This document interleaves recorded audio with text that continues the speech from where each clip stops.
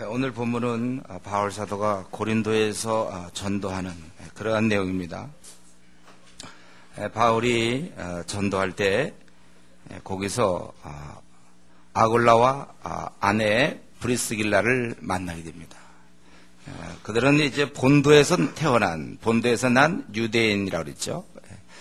본도는 이제 소아시아의 북동쪽 지역에 있는 그것입니다. 거기서 근데 이 두 부부가 이 천막을 짜는 일을 하고 있어요. 여기 보면 생업이 같다고 그랬습니다. 어떻게 또 이런 일이 있는지 모르겠어요. 바울이 천막을 짜고 있는데 이 사람들도 이 부부도 천막을 짜. 그러니까 같이 이렇게 이런 거 볼 때 아마 이들은 그리스도인이었던 것 같아요. 믿었던 사람 같아요. 아니면 이제 같이 하면서 어쨌든 복음을 들었든지 분명히 같은 시간을 보내. 하여튼 바울과 시간을 같이 보내가지고 정말 훌륭한 일꾼이 안 된 경우가 거의 없죠. 굉장히 힘든 일이에요. 그러한 깨어있는 사람과 만나가지고 안 바뀐다. 굉장히 힘든 일이죠. 우리 자신도 한번 생각해 볼 수 있는 거죠. 이렇게. 나 같은 사람을 만났는데도 주위 사람이 그렇게 안 바뀐다면 내 영성에 뭐가 문제가 있는 거 아닌가 한 번 정도는 생각해 봐야 되겠는데 어쨌든 같이 천막을 만들고 그리고 나서 안식일마다 4절에 회당에서 그는 강론을 했고 그리고 권면했다고 그랬어요. 이 두 가지 이 권면함 이게 참 중요한 것이죠. 바울은 왜 천막을 만들었습니까? 그 생계를 위해서 그 당시에 그가 전임 사역자이기 때문에 교회가 이렇게 후원할 수 있는 그런 상황이 아니었어요. 그러니까 자신이 이렇게 일을 하면서 그리고 주말에는 하나님 말씀을 전하고 권면했던 것입니다. 나중에 보면 우리 빌립보서에 보면은 빌립보 교인들이 재정적인 후원한 것을 볼 수 있어요. 그러면 그 돈 가지고 또 그냥 일을 하고 또 없으면 또 천막도 짜고 그렇게 되는 것이죠. 뭐 일 자체는 그렇게 그것이 뭐 고귀한 일은 아니겠죠. 천막 짜는 일. 그러나 우리는 이 바울이 천막을 짰다는 것에 대해서 뭐 바울이 굉장히 그거에 대해서 참 부끄러워했다거나 우리 이런 느낌이 안 들죠. 여기는 물론 성경에 안 써 있기도 하지만 제가 생각할 때 바울 사도는 천막을 짜면서 좀 부끄럽다. 남들은 뭐 다른 뭐 은세공업이라든가 아니 뭐 다른 걸 뭐 하는데 나는 천막을 짜는가 뭐 그런 생각은 안 했을 것 같아요. 제 생각엔. 이런 비천에도 그런 일 안 해요. 이런 걸 볼 때 바울은 뭐 재산이 있었겠습니까? 집을 장만했을까요? 그러나 그런 거가 없었어도 제가 생각할 때 바울은 그런 문제로 너무 매어 달리지 않고 자기 집이 장만 안 됐다든가 자기가 돈이 없다든가 뭐 이런 거에 대해서 너무 매어 있지 않은 것 같아요. 우리 신앙인들이 말이죠.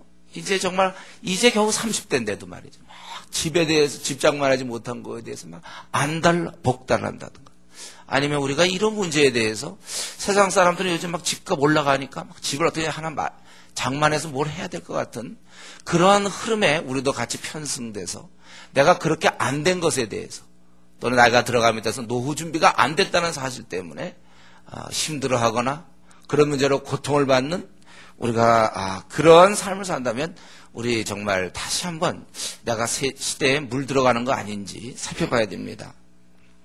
제가 볼 때 이 바울 사도는 가난을 해도 또 그가 참 이렇게 뭐 천막을 짜는 장막을 짜는 천막을 만드는 일을 했어도 그에게는 어떠한 그 힘이 있고 당당함이 있었으라고 생각을 해요. 이때 어쩌다 자기가 천막을 짜는데 브리스길라 아굴라도 천막을 짜는 거 보고 자기도 이 일을 창피하게 생각하기 때문에 서로 그냥 안 하는 척하면서 함께 살면서 일을 했다고 그랬잖아요. 제가 보니까 뭐 그런 거에 대해서 그렇게 영향을 받지 않는 집이 있든지 없든지 돈이 있든지 없든지 직장이 뭐 남들이 알아주는 뭐 요즘 뭐야 하더니 뭐 그런 직장을 다니든지 아니 뭐 조그만 직장을 다니든지 또 그런 또 남편을 둔 아내가 자기 남편이 뭐 그런 직장 다닌다고 좀 부끄러워한다. 이런 것이 중요한 것이 아니라 무엇을 하는가 이것이 중요한 것이죠. 뭘 하면서 지금 지내고 있는가. 이제 오늘이라도 주님이 오신다면 나는 지금 뭘 하다가 주님 내가 세상에서 얘기하는 거 말고 내가 무엇을 하다가 지금 주님을 만나냐, 이것이 중요하다는 것입니다. 유대인들에게 예수는 그리스도라고 그가 비록 천막을 짤지언정 밝히 증거하고 있을 때 사람들은 그를 대적했어요. 대적하여 비방했다고 그랬습니다. 우리는 뭐 그냥 바울은 원래 그냥 당연히 이렇게 대적 비방 당하는 거 그냥 당연한 것처럼 우리가 좀 생각할 때가 많은데 그 고통스러운 거예요. 누구에게 비방을 든다는 거. 여러분 누가 자신에 대해서 좀 안 좋은 얘기 건너 들어보세요. 그때 굉장히 마음에 평안이 옵니까? 그때 참 기분 나쁘단 말이죠. 그렇게 내가 언제 그랬는가? 우리 다 그런 사람이에요. 누구한테 이렇게 거절당하는 거 이런 거 참 다 누구나 좀 힘든 일이에요. 물론 이제 그가 정서가 굉장히 이렇게 안정된 사람들은 이제 그런 걸 좀 잘 견디고 정서가 이제 좀 잘 준비 안 된 사람 이제 버럭 화를 내는 거죠. 그런 차이는 있지만 사실 누구한테 비방당하고 있잖아요. 까닭없이 오해를 받고 이런 거 참 힘든 일입니다. 바울은 사실 늘 다니면서 또 이번에도 그 많은 사람 처음 보는 사람들일 텐데 그런 사람들한테 비방을 받는 것을. 그럴 때 그는 바울이 옷을 털면서 이르되 너희 피가 너희 머리로 돌아갈 것이요 나는 깨끗하니라 이외에는 이방인의 가리라 하여. 제가 보기엔 그것은 굉장히 화가 나서 좋아 이놈들을 털고 그런 뜻은 아닌 것 같아요. 하나의 그들에게 확실하게 더 너희들이 하는 행동이 분명히 지금 선을 긋고 있는 거죠. 내 것을 분명히 안 받아들인 것이다. 후회라도 아주 확실하게 선을 긋은 거예요. 그리고는 이제 디도 유스도라 하는 사람의 집에 들어가니 그 집은 회당 옆이라. 여기 참 또 이제 그래서 사역을 이제 바꾸는데 보니까 그 집이 마침 회당 옆집이에요. 회당 옆. 그래서 사람도 그동안 회당에서 하다가 이제 잠깐 옮긴 거죠. 회당 옆에. 그래서 아마 그때 회당 가서 복음을 듣고 믿었던 사람들은 평소 하던 것처럼 가다가 그냥 잠깐 옆으로 뭐 교육관 같이로. 그런 식으로 된 거죠. 집을 어떻게 이렇게 자리를 잡았는지 모르겠어요. 그래서 그 집에 들어갔다. 그 말은 이제 거기서도 계속 이런 일을 했다는 걸 알 수 있죠. 그래서 회당장 그리스보 그 사람이 자기가 믿고 또 온 집안이 주를 믿었습니다. 그래서 그리고 여기서 수많은 고린도 사람이 듣고 믿어 세례를 받았다고 그랬습니다. 이 열매가 있다는 건 즐거운 일 아닙니까? 바울이 가는 곳곳마다 반드시 열매는 있었어요. 여기서 고린도서 보니까 많은 사람, 수많은 사람들이 듣고 믿어 세례를 받았다. 그런데 이제 이런 참 기쁨 속에서 밤에 주님께서 환상 가운데 바울에게 말씀하셨습니다. 밤에 환상을 보는 거예요. 두려워하지 말며 네 마음 자세가 이렇게 좀 외지에 와서 사람들은 다 자기를 비방하고 힘들게 할 때 두려워하지 말라. 너희 마음을 아주 강하게 먹어라. 두려워하지 말고 네가 하는 일이 옳은 일이니까 마음에 두려움을 갖지 말고 그러면 뭐라고 그랬습니까? 침묵하지도 말고 말하라. 침묵하지 말고라 말하라 같은 말이죠. 그럼 말하라. 가만히 있으면 너 안 된다. 그거 너를 해롭게 할 자가 이 땅에 없다는 거예요. 이 성중에는 내 백성이 많다. 그래서 이 말을 듣고 18개월 동안 1년 6개월 긴 기간이겠죠. 머물며 그들 가운데서 하나님 말씀을 가르치니라. 사실 고린도가 그 당시 차지하는 그 지정학적인 위치는 굉장히 중요했습니다. 동서양이 만나는 곳이고 거기서 이제 확산될 수 있는 아주 중요한. 그래서 우리가 아는 대로 이 고린도 지방 그다음에 에베소 이제 우리 19장에 주로 18장 뒤에서부터 에베소가 나오는데 에베소라든가 고린도 지방은 아주 중요한 지방이에요. 또 에베소도 오래 머물지 않습니까? 근데 이제 고린도, 이 고린도를 탁 해서 전략적인 가치가 있는 곳, 그곳에서 탁 머물면서 뭘 했습니까? 하나님 말씀을 가르쳤다는 거예요. 말씀을 통해 사람들이 이제 자라나기 때문에 그렇습니다. 지금 바울은 이 고린도에서 보니까 이러한 일을 당하면서 배척하는 유대인을 떠나고 그리고 받아들이는 이방에게 본인도 들어가게 되는 것입니다. 여러분 우리는 건 할 수가 없어요. 어쩔 수가 없습니다. 결국 유대인들은 생명의 기회를 놓쳤어요. 예수님의 이름을 소홀히 취급하고 그로 말미암아 그들은 영원한 멸망을 받게 되는 것입니다. 사실 자기들의 구원을 위해서 찾아온 그를 배척했던 유대인들 뭐 어떻게 할 수가 없습니다. 대신 받아들인 자는 죄 용서받고 천국에 들어갈 수 있었다는 것. 우리는 이 시간에 우리 자신 참 감사하죠. 우리가 여러 가지 환경과 여건, 답답한 상황에 사방에 혹시 우겨쌈을 당한 그런 성도도 우리 중에 있을지 모르겠어요. 그러나 그래도 내가 원래 고집세고 내가 원래 방골기질이라 좀처럼 받아들일 사람이 아닌데 내가 예수님을 믿고 이 자리에 앉아있다는 사실, 이게 얼마나 큰 감사며 이게 모든 축복이에요. 그렇기 때문에 우리가 현재 좀 사방에 우겨쌈 당하고 고난을 현재 받고 좀 답답하고 속상한 문제가 있다 할지라도 내가 그래도 이 천국 백성 되었다는 이 사실로 인하여 여러분 좀 감사하십시오. 누구 때문에 참 힘들고 밤잠을 설치고 답답한 일 있을지라도 원한 대로 안 되고 사랑하는 사람한테 배신당할 수도 있고 배척당할 수도 있고 그래도 내가 믿었구나. 우리가 이 사실로 인하여 감사하셔야 돼요. 이게 우리의 생을 마치는 날까지 우리가 늘 항상 감사할 수 있는, 범사에 감사할 수 있고 모든 것이 이게 근본 조건이 되는 거예요. 나는 이 땅을 지나가는 거지. 행인으로서 내 고향은 천국이다. 그걸 생각해. 우리 오늘 본문에서도 이 유대인들은 거절했고 이방인들은 받아들였습니다. 이건 원래 본인이 결정하는 것입니다. 할 수 없어요, 이렇게. 이거는요, 결정. 우리의 그 신앙생활도 마찬가지입니다. 우리 신앙생활도 보면 한 교회에서도 천차만별인데, 그거는 뭐 어쩔 수가 없어요. 어떤 사람은 뭐 열심히 있는 사람이 있고, 어떤 사람은 미지근한 사람이 있습니다. 이거는요, 본인의 결정이에요. 본인이 그렇게 한 거예요. 이거 자꾸 환경이 하는 것처럼 얘기하면 안 됩니다. 어떤 사람은 말씀을 열심히 보는 사람이 있고, 어떤 사람은 말씀을 열심히 안 보는 사람이 있어요. 이걸 자꾸 다른 데 얘기하면 안 돼. 그냥 자기가 그렇게 할 거예요. 뭐 성경이 예를 든다면 이런 식으로 얘기하면 됩니다. 성경이 내 앞에 잘 안 나타난다. 이런 말. 성경이 예를 들면 내 책상 위에 잘 안 올라온다. 꽂혀 있다. 그런 말들이 되겠습니다. 그런 말을 제가 좀 한번 적어봤는데 이런 말이 있는 거예요. 기도가 나에게 찾아오지 않는다. 예배가 나에게 결석되어진다. 예배가 이상하게 나에게 지각되어진다. 이런 말들. 전도팀에 나가려 하지만 전도팀은 나에게 안 속해진다. 이런 말들이 있냐 이거죠. 우리 한번 쉬운 예로 밥을 먹는다 할 때 말이죠. 내가 밥을 먹으려 하는데 밥 먹는 것이 잘 안 된다. 뭐 이런 말이 있습니다. 물론 이제 턱에 뭐 이렇게 교정을 해갖고 아니면 돌아가가지고 밥이 잘 먹는 게 힘들다. 입이 삐뚤어져서 치아에 문제가 있다. 그럴 때는 밥을 먹기가 좀 힘들다. 밥이 잘 안 먹혀진다. 이런 건 되지만 밥 먹는 것이 잘 안 된다는 말은 무슨 말입니까? 신앙은 본인이 하는 거예요. 환경을 얘기하지 마십시오. 기도가 잘 안 된다. 원래 우리의 속성이 기도가 잘 안 되게 돼 있는 거죠. 그럼 원래 안 되는 거예요. 우리가 기도가 잘 안 되죠. 그럼 우리가 뭐 기도가 그럼 잘 될 사람이 어디 있습니까?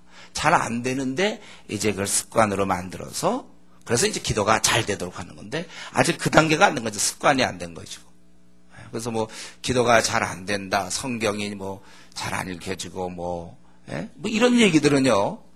자신이 지금 아직 초보의 단계에 걸음마 단계에 있다는 것입니다. 신앙은 본인이 하는 것이고 참 저는 이런 거 볼 때 우리 사람이 근본적으로 갖고 있는 이 선택에 있어서의 어리석음.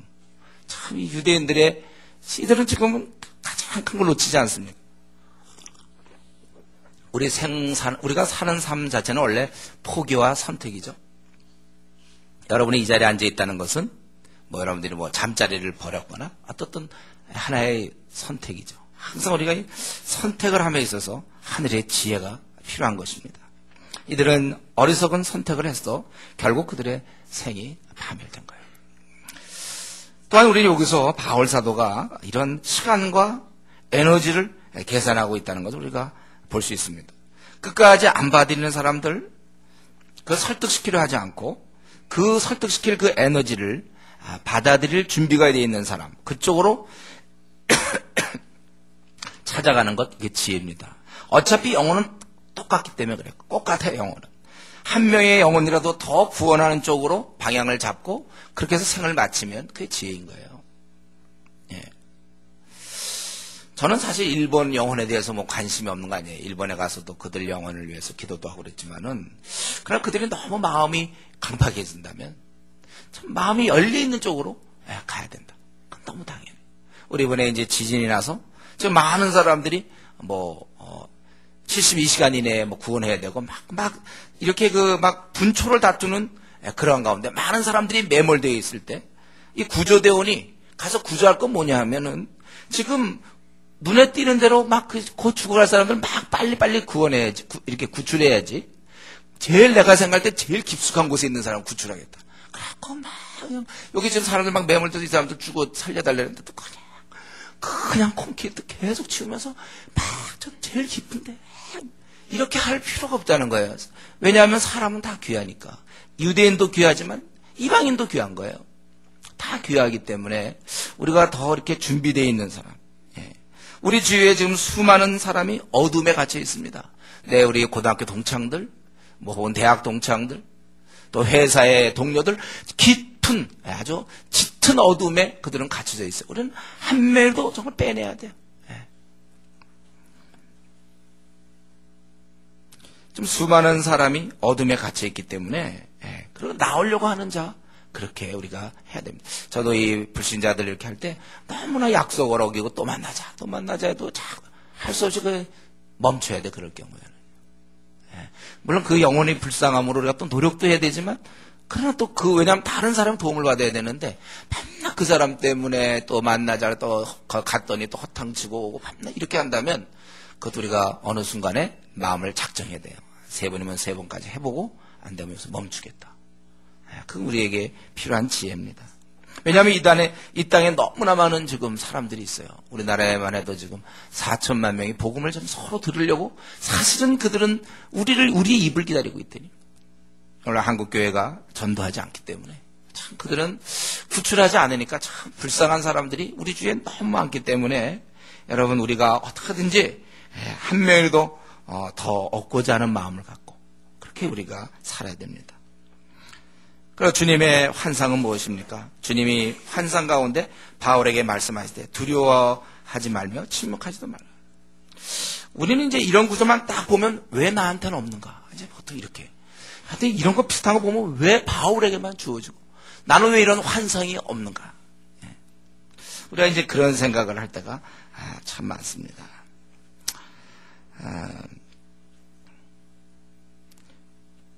여러분, 우리 바울 사도는 지금 어떤 상황입니까? 지금 계속 전도하면서 가는 곳곳마다 대적자들이 나타나서 매 맞고 감옥 가고 또 가서 전하면 조롱받고 계속 그는 벌써 돌에 맞아 죽을 뻔도 했고 말이죠. 루스드라 같은 데서 돌에 맞아 죽고 또 빌립보에서 감옥에 갇히고 참 그는 계속해서 심한 박해, 사람들의 대적 이런 것을 그가 지금까지 왔고 여기 고린도 지방 와서도 또 많은 사람이 물론 믿는 사람이 있었지만 많은 사람이 비방을 하고 있었어요.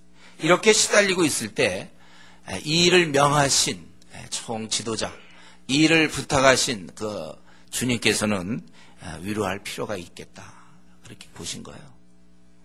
그래서 사실은 이렇게 나타냈는데 그렇다면 나는 왜 이런 경험이 없는가 하는 혹시 그런 분이 있다면 한번 묻고 싶어요. 주를 위해서 얼마나 많은 어려움과 정말 이런 위로를 받는가. 정말 그렇게 내가 누가 보더라도 너무 심해지나도록 충성해서 저 사람이 이제 저러다 미칠 거 아닌가? 저 사람은 오히려 저렇게 너무 힘들어서 아예 이제 포기하고 신앙생활 그만둘 상황 정도까지. 밤낮 돌에 맞고 감옥 가고 막 그렇게 사람들한테 하여튼 그냥 이 땅의 구경거리가 되고 만물의 찍기처럼 그러한 대함을 받으면서도 그렇게 하고 있는 혹시 그런 사람, 주위 사람이 나를 볼 때 그 정도 됩니까?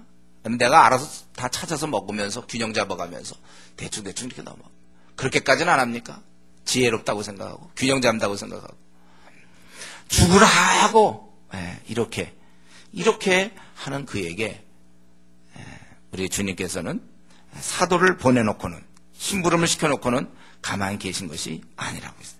우리 이걸 볼 때 주님은 우리에게 명하셔놓고 우리가 지금 어떻게 행하고 있는가를 보고 계신다는 사실을 우리가 기억해야 됩니다. 우리의 삶도 지금 다 보고 계세요.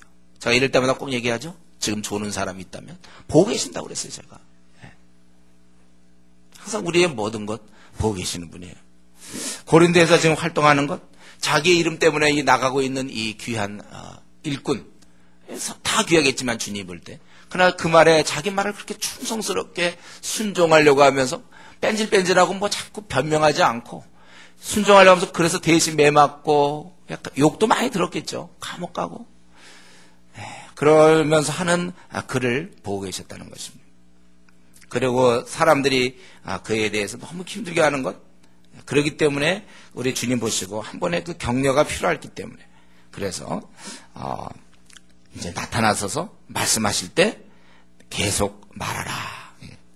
내가 바로 하나님의 아들이며 나를 통해서 구원을 얻는다는 것. 결국 그것은 바울을 위로할 뿐만 아니라 바울을 통하여 지금 많은 사람이 주님께 돌아오기를 바라고 있는, 구원받기를, 우리 인생이 구원받기를 원하시는 겁니다. 그래서 제대로 삶을 살기를 바라고 있어요. 먼저 믿은 사람들이 이 사실을 알려주기를 우리 주님은 언제나 원하십니다. 그래서 침묵하지 말고 말하라. 제가 보기에 오늘 한국 교회가 들어야 돼, 이거를요. 왜 침묵합니까? 왜 밤낮 교회에서만 시간을 보냅니까?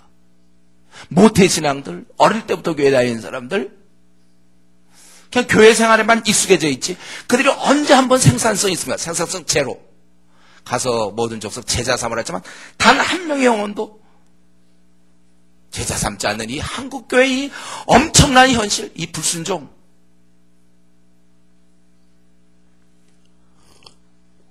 그러면서도 이거 보면 환상 좀 왜 안 나타나? 이렇게 생각해. 자기가 주를 위해서 뭘 했다고? 우는 이 쉬운 일이에요. 뭐 찬송 부르다 감동해서 우는 거, 뭐 분위기상 우는 거, 그건 그런 게 뭐가 대단한 겁니까? 눈물이 나서 자기 신앙에서 꽤 좋은 것처럼 하나도 순종하지 않고 0% 생산성 제로, 회사에 있으면 벌써 쫓겨나는 거예요. 회사에서. 그러면은 영업사원이면 그 쫓겨납니다. 주께서 인자하시기 때문에 말씀 안 들어도 가서 모든 족속 제자 삼으라고 마지막 유언으로 부탁했어도 듣지 않는 이 정말 강팍한 성도들을 우리 주님은 거느리고 있는 거예요. 우리가 아니길 바랍니다. 우리가 침묵하지 말고 말하라. 우리가 세상에서 다른 말들은 참 잘하면서 이상하게 복음에 대해서는 이상하게 아주 어눌한 사람들이 있어요. 차라리 세상 얘기는 조금 못할 망정, 뭐 이렇게 잘 세상 돌아가는 그렇게 잘 몰라도 좋은데 좀 제대로 복음을 얘기할 수 있는, 우리는 이 말씀 보면서 자꾸 이건 부담된다 이럴 것이 아니고 참 내가 좀 이게 순종하는가. 지금 내가 벌써 신앙생활한 지 5년쯤 지났는데 아직도 이 말씀 하나, 저는 제가 보기에 이거 하나만 좀 순종하면 다 뚫려요. 이것 좀 하나, 이거 순종하면 돼. 이거 근데 안 해요. 5년이 걸려도 7년이 됐어도, 신앙생활한 지 벌써 7년 됐는데도 안 해요. 왜 이렇게 다른 사람 구원받는 게 왜 이렇게 안 좋습니까? 왜? 아니면 그런 과정에 있을 자기의 시간 뺏김과 에너지 사용, 무시당함, 그것 때문입니까? 아니면 한국교회 좀 전통이 성도들이 전도하지 않는 거기 때문에 아니면 다른 이유가 있나요? 사회참여와 복음전도는 동일하기 때문에 난 사회전도, 사회참여하면 된다고? 그게 균형이라고 생각하고 그게 복음이라고 생각합니까? 총체적 복음? 어디서 총체적이란 말이 나왔는지 몰라, 한국교회에. 그래서 균형 잡는다고. 그 결과로 가뜩이나 복음 전하기 싫어하던 사람들이 균형 잡는다고. 우리 이런 면을 좀 주님은 말씀하십니다. 바울에게 뭐 딴 걸 요구한 게 아니에요. 침묵하지 말고 말하라. 지금처럼 했던 거 해라. 예수 그리스도는 그리스도라는 걸 그거 증거하라고 그랬지 뭐 다른 걸 요구한 게 아니에요. 주님이 지상을 떠나면서도 가서 모든 족속 제자 삼으라고 내 증인이다라 했을 때 그 결과로 제자 그 사도들 그 당시 초대교인이 했던 건 무엇이옵니까? 무슨 일입니까? 복음이었잖아요. 여러분, 만약에 오늘 내가 그러면 좋아요. 환상을 만약 내가 오늘 본다면 자신은 어떨 것 같습니까? 오늘 내가 오늘 밤에 만약 내가 자는데 주님이 나타나셨어요. 그래서 너 침묵하지 말고 말하라. 복음을 전하라. 혹시 여러분 오늘 그런 환상을 봤다면 여러분 어떻습니까? 지금같이 그냥 지내겠습니까? 아니면 그 이후로부터 열심히 복음을 증거하겠습니까? 제가 생각할 때는요, 웬만한 신앙 있는 사람은 후자라고 생각해요. 그걸 만약 그런 환상을 보기만 했다든지 아니면 들었든지 복음을 전하라.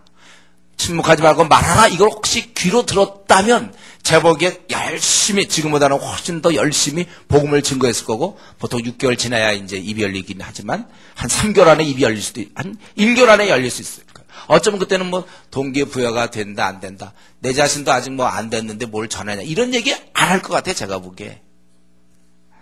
그게 만약에 사실이라면요. 우리는 지금 굉장히 잘못하고 있는 것입니다. 이미 벌써 주님은 우리에게 자신의 뜻을 알리셨잖아요. 가서 모든 족속으로 제자를 삼으라. 예루살렘과 온 유대와 사마리아 땅 끝까지 이르러 내 증인이 되라. 그건 나중에 60세 돼서 하라는 게 아니잖아요. 지금도 그런 삶을 살라는 거예요. 직접 듣지는 않았지만 우리는 이 하나님의 그 영감으로 이루어진 성령에 의해서 쓰여진 이 성경책을 갖고 있습니다. 거기에 우리 주님께서 동일하게 우리에게 말씀하신 거예요. 우리는 이 성경을 통해 말씀을 통해 명령을 받은 것입니다. 제가 대학 2학년 때 모태신앙으로 오랜 잠을 자다가 바뀌고 났을 때 그때 제가 바뀌었던 게 말씀이었어요. 그때 그 말씀이 저는 제 나름대로 계획이 있어서 그거 추진하던 중에 너는 때를 얻든지 못 얻든지 말씀을 전파하라. 내 계획은 많았지만 나는 그것을 어느 정도 내가 뭐가 된 다음에 해야 된다고 생각했는데 상황이 되든지 안 되든지 그 뜻이거든요. 말씀을 전파하라. 내가 그때 그거 보고 내가 그때 결심한 거예요. 그래서 이런 이제 전도자의 삶을 살게 됐는데 여러분 우리가 이 말씀은 뭐 그냥 참고로 교양상 우리의 그리스도인이니까 그냥 좋은 생활하라고 주신 말씀입니까? 순종할 말씀이에요. 믿고 이 말씀을 지키는 자들, 순종하는 자가 우리가 반석에 집을 짓는 자 아닙니까? 저는 그런 면에서 우리가 이것을 순종해서 우리도 이렇게 이 말씀 들었던 바울이나 또 성경을 통해서 하나님의 뜻을 안 우리나 이러면서 동일해야 된다고 생각합니다. 이 말씀에 순종해서 남은 생을 살면 되는 거예요. 이것이 우리의 사실 비전이에요. 우리가 대통령 내 비전은 무엇인가? 내 목표는 무엇인가? 여러분 그때 큰 비전은 이미 나와 있는 거예요. 우리가 모든 족속으로 가서 모든 족속 제자 삼는 거. 이게 우리의 큰 비전입니다. 이게 우리 삶의 비전이에요. 그래서 우리가 각자 하는 일은 달라도 이 목표가 우리 생의 방향으로 정해져 있는 것입니다. 그래서 우리가 나는 비전을 잘 못 찾겠다. 그거는 이제 보통 서브 비전이죠. 서브.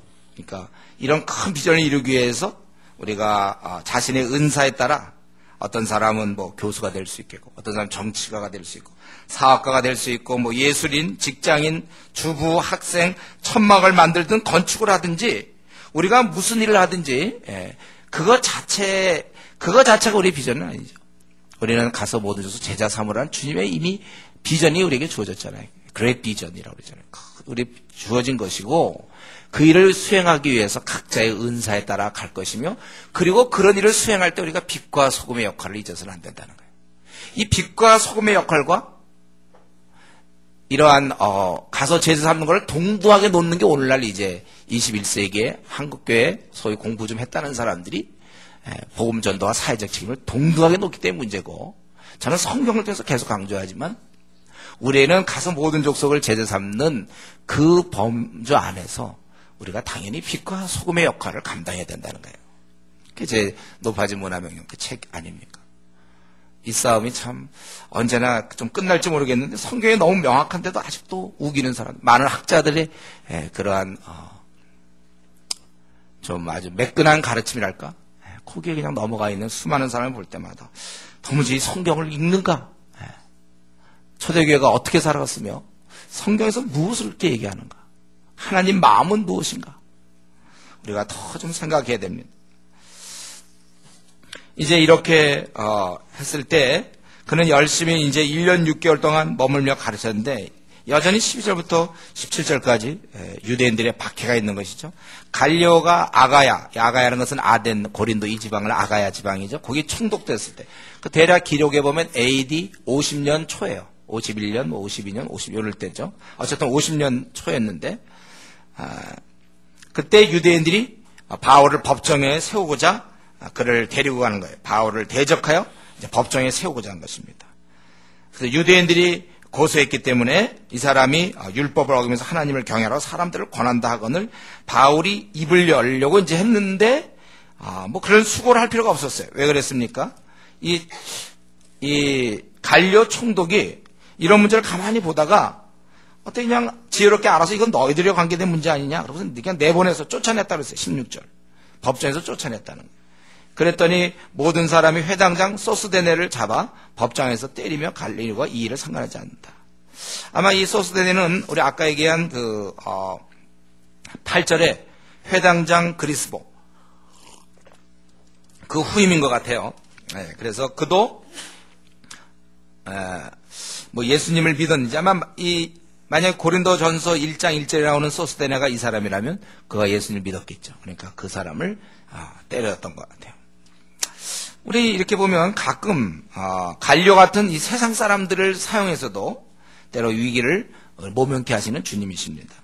정말 해하지 않는다고 그랬더니 그렇게 바울이 그렇게 된 것이고, 그리고 이제 소스데네가 만약에 고린도전서 1장 1절에 나오는 그 사람이 맞다면 이제 매 맞는 것은 이제 더 이상 바울의 전유물이 아니라는 거예요. 이제는 모든 그리스도인이라면 언제나 이 땅에서 이런 박해와 고난을 당할 마땅한 권리가 있다는 것입니다. 우리가 예수님 믿음으로 고난받는 자리에 들어왔음을 여러분 받아들이셔야 합니다. 복음대로 살면 많은 고난이 뒤따르고 비방이 뒤따르는 거예요. 대적이 항상 생겨요. 대적이 없는 사람 그거 성격의 문제가 아니고 진리의 문제일 수가 많아요. 너무나 명확하게 가기 때문에 사람들이 싫어할 수도 있는 거예요. 복음대로 어쨌든 살면 많은 고난이 뒤따르는 것이고, 아예 바울은 애당초 디모데한테도 복음과 함께 고난을 받으라 그렇게 얘기하고 있어요. 바울이나 이 소스데네나 다 예수님을 안 믿었다면 뭐 이런 비난과 대적과 매맞음은 없었을 것입니다. 또한 동시에 천국도 없었을 거예요. 우리가 신앙생활을 할 때 이 천국과 매맞음 같이 가는 것입니다. 천국만 싹 없고 지상에서 매맞음은 또 아예 안 맞고, 천국은 어때? 매맞음은 얻고 놓고 이런 식은 없어요. 근데 이제 우리 한국교회가 이런 면에서 뭐 다는 아니겠지만 상당히 많은 교회가 너무 이런 걸 조장해요.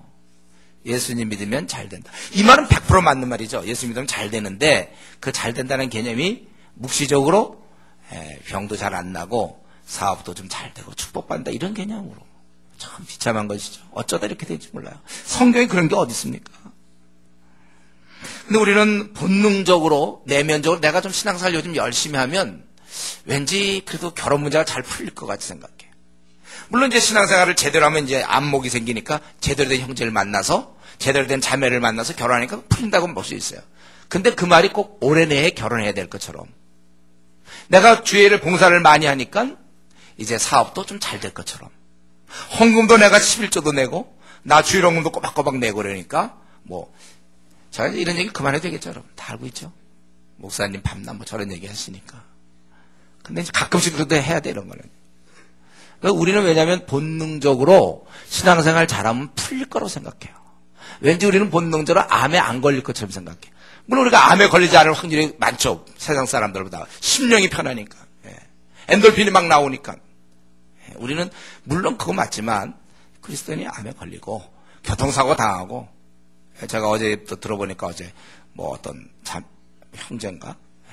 CCC 형제인데 뭐 순장이고 어느 대학이죠. 순장인데 어제 그냥 갑자기 죽었대요.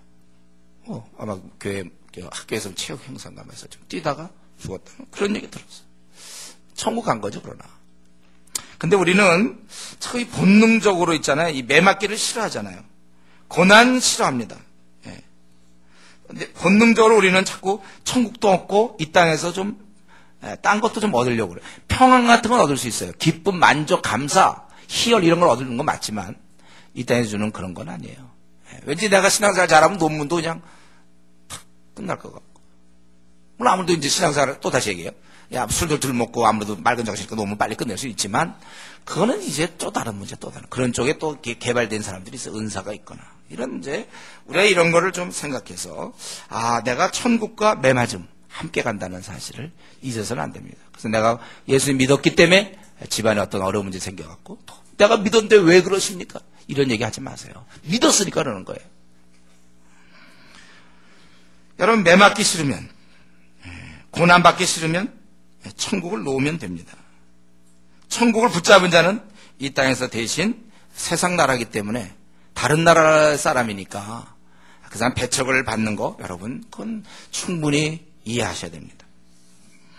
이제 18절부터 22절까지 보니까 에베소 전도가 시작되죠.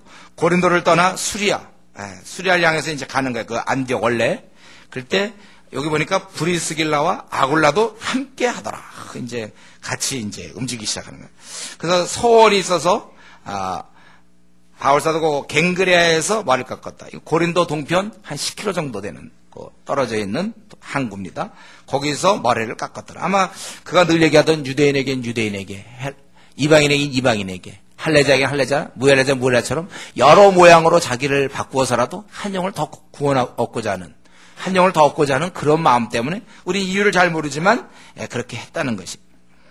그리고 에베소에 들어갔습니다. 그러니까 거기서 이제 배를 타고 간 줄 알겠죠? 에베소에 갔다는 거예요.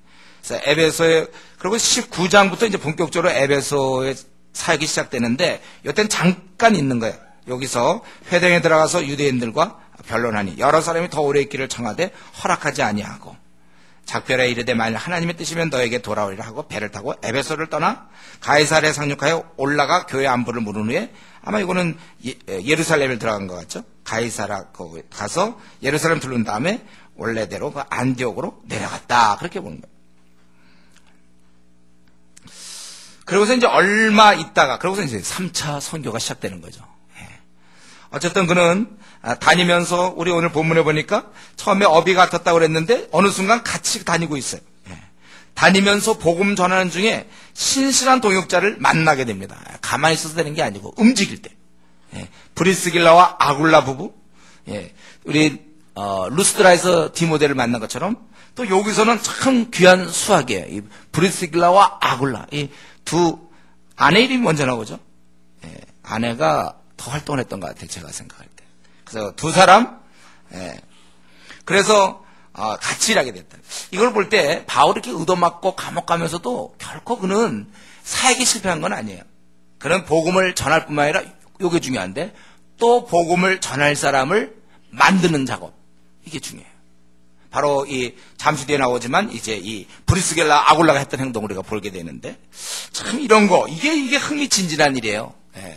평생 말이죠. 우리가 이런 사무에 혹은 뭐 어떤 돈 버는 일에 우리의 어떠한 생존을 위해서 필요한 거겠죠. 또 이거 자체의 의미도 있겠지만 그러면서 우리는 중요한 것은 나와 같은 사람을 만들어야 되고 그게 제일 먼저 시행되는 게 가정에서 자녀들이죠. 자녀부터 먼저 거듭나게 해야 돼. 한 5살 정도나 6살 정도 거듭나게 해야지. 애 두고 말이죠. 직장 다녀가지고 애 딴 애들은 5살이면 거듭나는데 자기 애들은 아직 거듭나기도 못하고 그러다가 그냥 세상 지식 다 들어와가지고 애가 막 안 받아들이면 어떡할 겁니까? 벌써 한 초등학생 막 돼가지고 그때 안 받아들일 수 있어요. 기회 될 때 우리가 그걸 잘 붙잡아야 되는데 어쨌든 이 가정부터 시작하지만 내가 다니는 곳곳마다 바로 이런 브리스길라 아굴라 같은 부부들을 만들어야 되는 거예요. 우리가 평생 할 일 중에 이것이 들어갑니다. 혼자 일하면 안 돼요. 여러분이 직장에 들어갔으면 직장엔 이런 사람을 내가 이제 만들어야 된다. 이런 각오가 돼 있어요. 같은 직장 사람 아닙니까? 이거 원래 브리스길라 아굴라도 바울이 같은 직장 사람 바꿨다는 아주 좋은 예가 되고 있죠. 여러분들이 직장에서 그렇게 해야 되구나. 같은 직장 동료구나. 그리고 이제 얼마 있다가 그렇게 많은 시간이 흐르지 않았겠죠. 드디어 3차 선교가 시작됩니다. 에베소를 중심으로 해서 이제 저 서바냐까지 로마까지 가는 이제 그 3차 선교가 시작되죠. 그래서 그가 다시 갈라디아, 부르기아 지난번 다 봤죠, 여러분 어디쯤인지. 거기 안디옥, 이고니온, 루스드라, 더베 있는 게 다 그 지역이죠. 갈라디아, 부르기아 땅을 차례로 다니며 모든 제자를 붙게 했다. 전도도 중요하지만 오늘 우리 한국 교회를 들여다보면 이 교회 좀 다니는 사람들, 이 미지근한 사람을 좀 제대로 만드는 거, 이것도 상당히 중요한 거예요.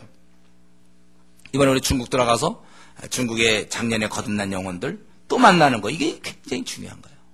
지금 이메일 보내는 거, 이게 바로 지금 바울이 했던 겁니다.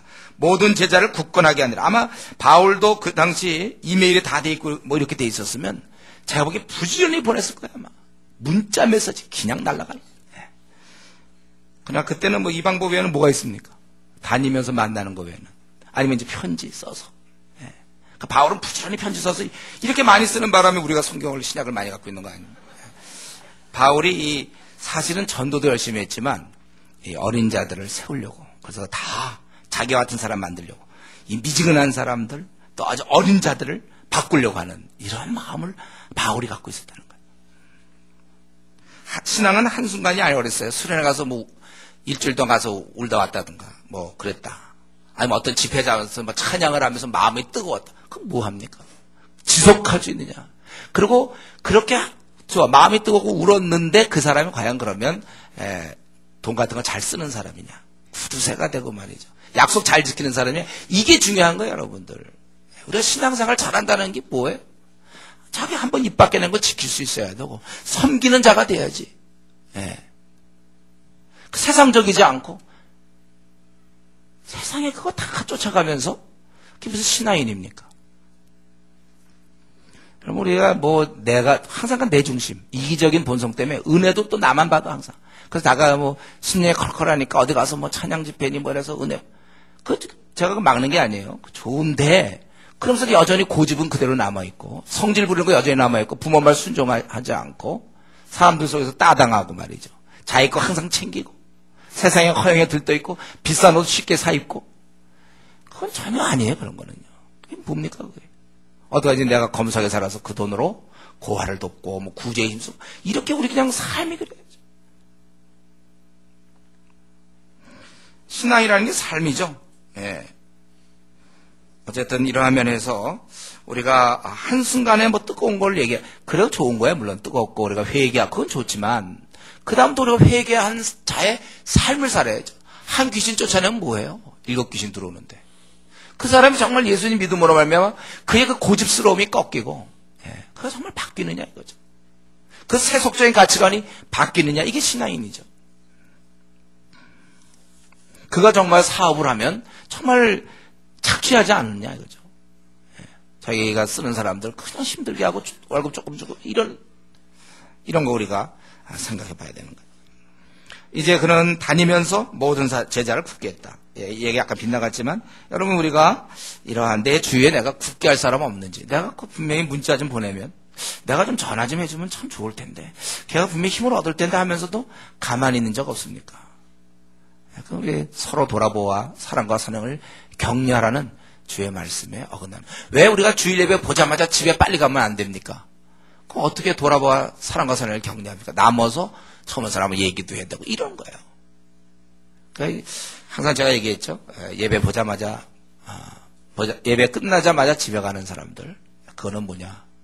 나는 지금 성경에 대해서 아는 바가 없다는 뜻이에요. 나는 성경에 나타난 이 기독교에 서로 돌아보고 사랑하고 이런 것에 대해서 나는 제대로 한 번도 이해해 본 적이 없다는, 다른 말로 하면 나는 성경을 연구해 본 적이 없다는 뜻이에요. 그러니까 나를 붙잡아 달라는 뜻입니다. 그리고 이제 여기서는 그러고 나서 그다음에 아볼로가 19장 고린도에 있을 때 바울이 위치 말하더니 에베소에 어떤 제자를 이제 에베소 사역이 쫙 시작되는데 이 에베소 굉장히 중요한 도시 사역이 시작되는데 그건 이제 다음 시간이죠. 이제는 뭡니까? 여기까지 하고 잠깐 중요한 얘기가 있어요. 그래서 24절부터 28절 5절에 걸쳐서 적어놨는데 그것은 뭐냐면 이 브리스길라와 아굴라의 그 사역을 설명하고 있습니다. 거기 보면 알렉산드리아에서 난 아볼로라 하는 유대인. 이 알렉산드리아는 이집트죠. 로마 제국을 볼 때 두 번째로 중요한 도시 로마 다음으로 이 알렉산드리아. 여기에 많은 유대인들이 살고 있었어요. 이집트였기 때문에 아마 그랬던 것 같아요. 그 중에 알렉산드리아에서 난 아볼로라 하는 유대인이 에베소에 이르니 왜 왔는지 모르겠어요. 그건 왜 여기 왔다는 그건 모르겠는데 워낙 에베소가 큰 도시니까 그래서 왔는지 모르겠어요. 이 사람은 언변이 좋고 말을 잘한다는 거예요. 성경에 능통한지라 성경에 대해서 아주 그냥 어디에 뭐가 써있고 그런 걸 많이 알았던 것 같아요. 그가 일찍이 주의 도를 배워 열심으로 유대인이었으니까 그리고 예수에 관한 것을 자세히 말하며 가르치나 요한의 세례만 알 따름이라. 여기 이제 한계죠. 꽤 많이 알았는데 알고 보니까 요한의 세례. 아마 그러니까 그가 예수님에 대해서는 선지자 정도 알았던 것 같아요. 요한의 세례만 알았다는 건 뭡니까? 그가 구세주로서 이제 그 성령에 의한 그런 역사들, 한 인간이 회개하고 그 위에 주님의 공로로 우리가 구원받았을 뿐만 아니라 계속 성화하고 주님의 모든 율법의 마침이 되고 뭐 이런 여러 가지. 아마 율법은 율법대로 알고 있었을 것 같고, 그리고 요한의 세례, 우리는 죄 씻음 받아야 된다. 하나님 앞에 나가면. 한 그 정도를 안 거예요. 예. 주님의 역사를 모르는 채 회개해서 죄 씻음 받는 것만 알고 있는 거예요. 우리 보면 이전에 예수님 이 땅에 태어났을 때도 그 당시 뭐 율법 학자들이나 이런 사람들은 메시아가 베들레헴에서 태어나는 걸 알고 있었잖아요. 이런 식으로 성경을 막 외웠고, 우리 어릴 때 저도 그랬는데, 우리 보면 이제 성경 퀴즈대회가 있어요. 그래서 사도행전 퀴즈대회 했거든요. 그때 저 막 달달달 외워서 상도 받았어요. 약간 자랑인데요. 막 상도 받았습니다. 예. 전국대회 나가서 상 받았어요. 1등 했어요, 제가. 예. 그런데 뭘 합니까, 제가? 그때 이런 거 뭐 압니까? 여기서 지금 사도행전에서 얘기하는 그 사도들의 생과 사를 결판을 내고 말이죠. 복음을 막 증거하고 배척받으면서 놀라운 그 역사를 하나도 모르고 어디로 갔느냐? 바울 사도가 예를 들면, 예? 요 다음에 어디로 갔지, 이거? 예. 그 다음에 빌립보 다음에 어디로 갔지, 이거? 예. 우리가 아는 대로 들어서 데살로니가 갔잖아요. 데살로니카에서 네 안식일이냐, 두 안식일이냐, 세 안식일이냐, 그러면 세 안식이야, 이런 거 이제. 그거 했다는 거예요, 제가. 근데 이 아볼로도 약간 그런 계열이요. 요한의 세례만 하는 거예요. 그냥, 하나님 거룩한 분이니까 우리가 죄 씻음 받아야 된다. 요거였지. 그 예수님이 바로 온 우주를 지신 만왕의 왕으로서 그분이 다시 오실 그분인데 먼저 오셨으며 이제 구원을 전하시고 우리를 구원하기 위해서 이 땅에 오셨고, 그리고 대신 십자가에 죽으셨고, 누구든지 그를 바라고 믿기만 하면 구원받고, 율법은 이제 치워지고 이제 은혜의 시대가 도래했으며, 그 세세한 내용에 대해서는 빵이었다는 빵. 근데도 뭐 사람이 원래 무식하면 용감하단 말이 여기서 나왔는지 모르겠어요. 그래가지고 이거 막 이제 사람들한테 좀 말하며 가르쳤다는 건데, 유감스럽게도 요한의 세례, 소경이 소경을 인도했죠. 그럴 때 이제 어떻게 했느냐? 이런 답답한 상황에서 어땠습니까? 그가 또 담대히 얘기했다 그랬어요. 요한의 세례를 담대히 얘기했는데, 이제 브리스길라와 아굴라가 듣고 끝나고 이제 오라고. 와라. 그래서 하나님의 도를 더 정확하게 풀어 이르더라. 이게 참 감동적이에요. 이런 장면. 여러분, 이런 장면 한번 생각해 보세요. 어떤 사람이 꽤 많이 알고 막 떠드는데, 아볼로는 설마 이 회중 중에 브리스길라 아굴라 같은 고수가 있는지 모르고 그냥 얘기를 해. 요한의 세례만 알고 막 얘기해. 다 듣고 오라고 그래서 진리의 말씀을 풀어서 가르쳤다. 그러고 났더니 어떻게 됐습니까? 그러고 나니까, 그러니까 바울로부터 시작해서 브리스길라 아굴라, 그래서 아볼로가 어떻게 됐습니까? 이제 아가야로 건너가. 다시 아가야면은 아테네나 아니면 고린도 지방이죠. 아니면 편제들이 그를 격려하며 제들이 편지에서 영접하라 했더니, 그가 가면 은혜로 말미암아 믿은 자들에게 많은 유익을 주니 이는 성경으로서 그가 그동안 그냥 외웠던 것들이 쫙 살아난 거죠.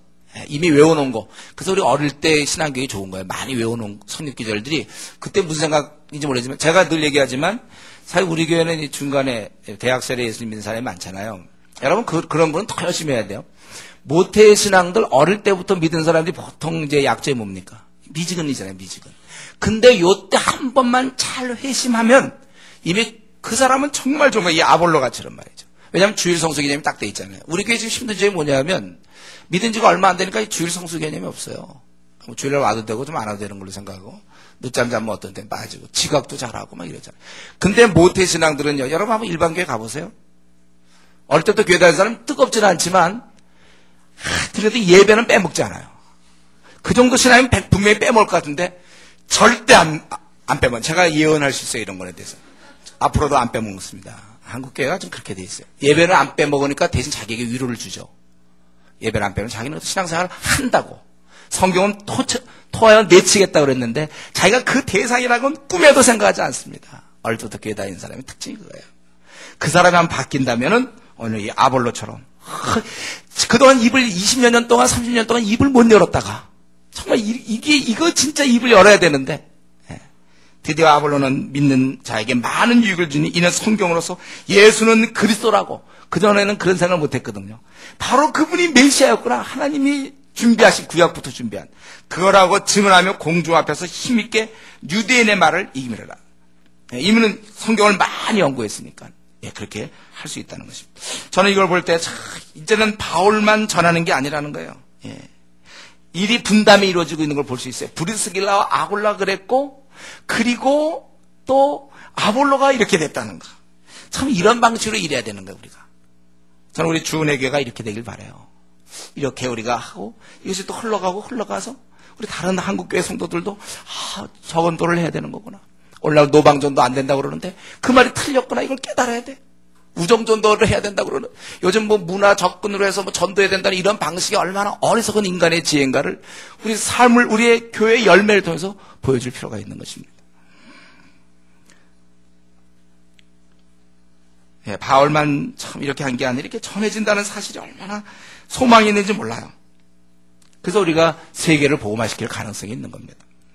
근데 우리는 이 시간에 특별히 24절부터 28절까지 이 브리스길라와 아굴라의 그런 모습을 그려놓고 있는데 이 부부가 이런 일을 감당했다는 것입니다. 아마 제가 알기로 그 이후라도 브리스길라와 아굴라는 평생 이런 일을 했던 것 같아요. 약간 오늘 본문의 핵심은 아니지만 여러분 이 부부가 함께 주의 사역을 하는 게 얼마나 복될까 이런 생각을 해봤어요. 브리스길라와 아굴라. 사실 제가 주례할 때마다 늘 얘기하지만 부부는 한 목표가 있어야 돼. 이 목표가 없으면 부부는 친해질 수가 없어요. 하나가 되기 어려워요. 사람은 이 목표에 의해서 동일한 걸 바라볼 때 어떤 문제, 예를 들면 이사 가는 문제, 또 뭐 집을 사는 문제, 직장을 옮길지 말지, 뭐 앞으로 외국에 나갈지 안 나갈지, 이게 어떤 하나의 목표가 뚜렷이 있을 때 그래야 다툼이 없는 거예요. 목표가 다르면 부부가 서로 뭐 자유다, 나는 너야 하는 걸 인정한다. 그게 어리석은 말 중에 하나죠. 그런 것이. 목표가 다르면 이게 하나가 될 수가 없어요. 한 목표를 갖고 나가야 되는 것입니다. 그렇기 때문에 우리 이미 결혼한 가정들 이걸 꿈을 꿔야 돼. 한 목표. 우리 가정은 무슨 목표를, 우리 가정은 무슨 목표를 향해서 가정이 되었나? 난 결혼했는데 그 왜 결혼했죠? 내가 무슨 목표 때문에? 단지 나이가 들었으니까 이제 노처녀 노총각 되면 안 되니까 결혼한 겁니까? 사랑하기 때문에 결혼했습니까? 아니죠. 우리에게 있어서 도대체 왜 내가 이 사람을 만나야 됩니까? 어떤 목표 때문에? 무엇을 생각하면서? 특별히 이렇게 결혼한 가정 한 목표를 바라봐야 되는데 성경에서는 특별히 남편의 역할을 강조하고 있는 거예요. 남편이 이것을 주도권을 쥐고 이끌어가야 되는 거예요. 가정은 남편이 이끌어가야 됩니다. 그러면 미혼은 어떡합니까? 아직 결혼하지 않은 사람들. 형제를 만날 때마다, 자매를 만날 때마다 사실 이런 배우자, 함께 주를 향해서 갈 수 있는 배우자를 항상 꿈꿔야 되는 거예요. 그렇기 때문에 불신자 만나면 안 됩니까? 이 질문이 도대체가 안 되는 이유가 이런 조금 더 이 신앙에 조금만 들어보면 이런 세계가 있는데 이걸 경험을 아직 못 해본 거예요. 이런 질문을 어떻게 할 수 있습니까? 우리는 여기서 보니까 또 아볼로도 우리가 볼 수 있죠. 아볼로. 그는 처음에는 우리가 죄 씻음 받아야 되는 것만 알았지만 나중에는 예수님이 바로 그리스도, 이 아주 성경의 가장 중요한 진리, 모든 사역의 완성, 율법의 완성, 이런 모든 걸 비로소 깨달은 거예요. 브리스길라와 아굴라를 만나서 확실히 알게 된다는 것입니다. 저는 지금 이 시간에 그걸 묻고 싶어요. 우리가 이 브리스길라와 아굴라처럼 이제는 사람을 가르쳐줄 수 있겠는가? 나는 이 성경에 대해서 그동안 내가 벌써 신앙생활 한 지 3년 되고 5년 됐는데 이제는 누구를 만나더라도 이러한 확실하게 그 사람을 사역자로 만들 만큼 나는 확실하게 이제 가르칠 수 있을 만큼 준비되어 있는가. 여러분 이것에 대해서 다 예 이렇게 대답할 수 있기 바라요. 우리가 습관으로 교회 다니는 게 아닙니다. 신앙의 진전을 위해서 전심전력하여 너의 믿음의 진보를 나타내라 한 것처럼 6개월 전보다 지금 훨씬 더 교리에 대해서 밝아야 돼요. 하나님의 뜻에 대해서 훨씬 더 이제 쉽게 찾을 수 있어야 됩니다. 6개월 전보다 지금쯤은. 그리고 훨씬 더 갈수록 뜨거워져야 돼요. 제가 잘 아는 어떤 병원에 있는데 거기 의사는 항상 그거 물어봐요. 제가 뭐 증상 딱 얘기하면 그랬는데 뭐 3일 전부터 시작됐던 자들 지금 어떻습니까? 점점 좋아집니까? 점점 나빠집니까? 항상 그거 물어봐요. 그거 꼭 점점 좋아집니까? 나빠. 이게 굉장히 중요한 거예요. 여러분이 좀 정상적으로 소망이 있으려면 올해 벌써 이제 5월달 벌써 지금 3분의 1이 지나고 그랬는데 1월달에 출발할 때보다 지금 신앙이 좀 자기 생각보다 좀 많이 올라간 것 같습니까? 그런 사람은 소망이 있어요.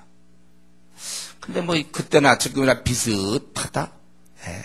그건 참 성경에 얘기하는 것처럼 전심전력하여 너의 믿음의 진보를 나타내라. 그 말씀을 다시 생각해 봐야 될 거예요. 나날이 신앙이 좋아져야 돼요. 갈수록 신앙이 좋아야 돼요.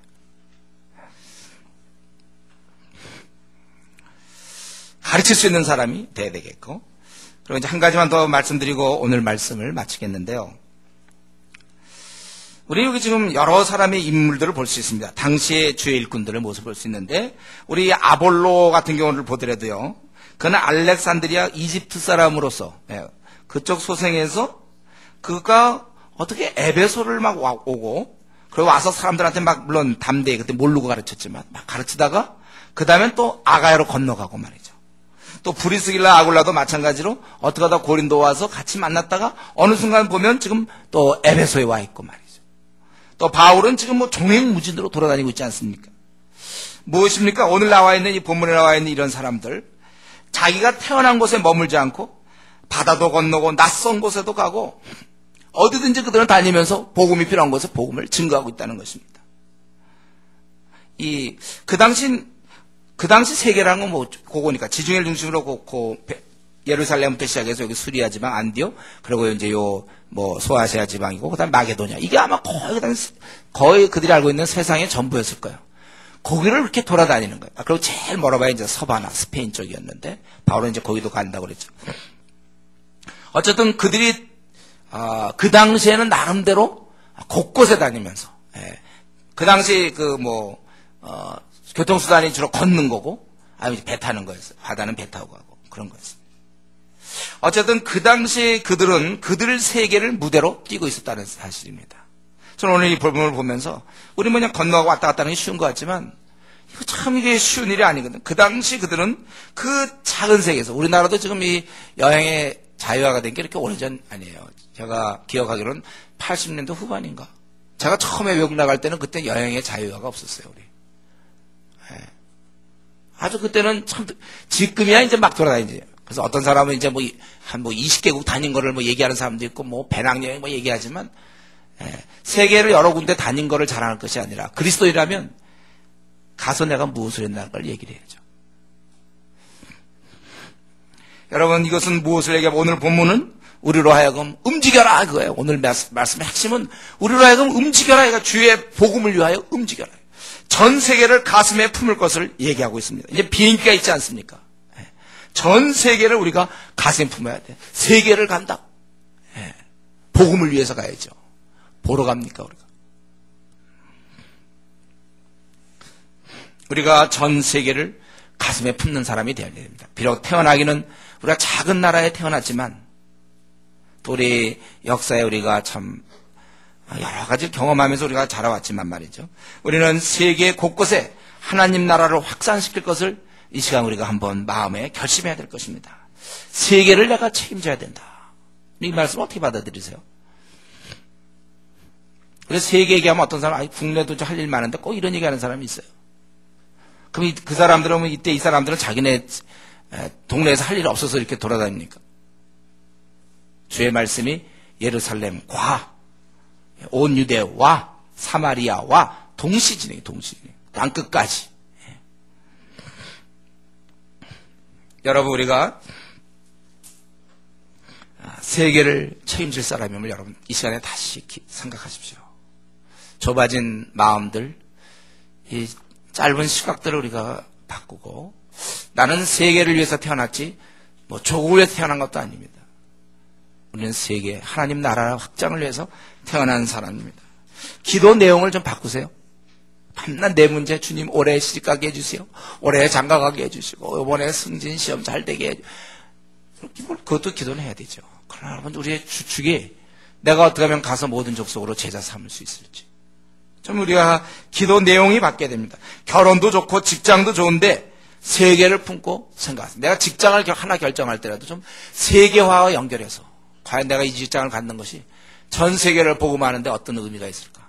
내가 이 형제를 만나는 것이 전 세계를 복음하는 것과 무슨 관계가 있으며 이 자매를 만나는 것이 어떠한 의미가 있는가? 내 마음속에 항상 세계를 품고 있어야 돼요. 세계를.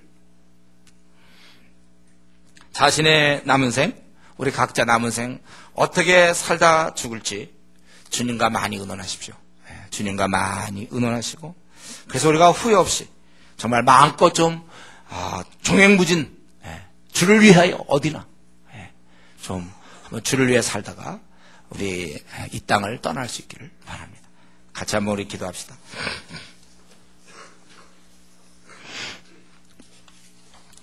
오늘 우리가 오늘 살펴본 이 사도행전 18장을 통하여 자기가 깨닫는 단 한 가지라도 좋으니까 내가 무엇을 순종해야 될지 같이 통성으로 기도하겠습니다.